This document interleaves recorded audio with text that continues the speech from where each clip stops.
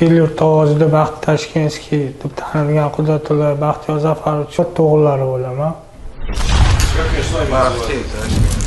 Baxtiy Tashkentskiy. Jinoyat olamida Baxtiy Tashkentskiy laqabi bilan tanilgan.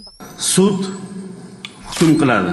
Qudratullayev Baxtiyor Zafarovich 20 yil muddatga ozodlikdan mahrum qilish jazosi tayinlansin. Yoshlikda mana shu otamni yo'nalishlarini ushlayman. Otamni shu anaqalarni egallayman degan xayollarda yurgan edim. Men qamalmashimdan oldin.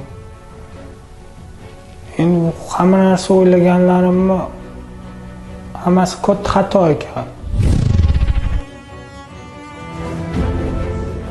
Kanunning kelganimga 1 yil bo'ldi.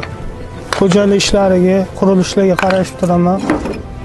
Qolgan payt shu ishlab chiqarish korxonasida mexsexga ishga chiqaman. Bu yerda payvandchilik, temir tersiya bilan ish qilamiz.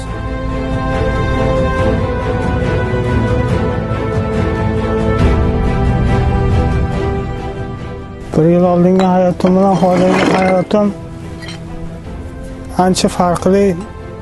Bu yerda bekzodmisan, bekmisan, kim bo'lsang ham hamma uchun qonun bir.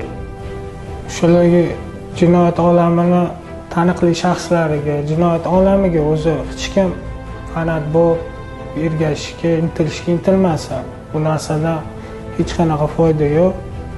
El-yurtda ota-onani xizmatida bo'lsa, mahallaga, hamma shu jamiyatga foydasi tegadigan inson bo'lsa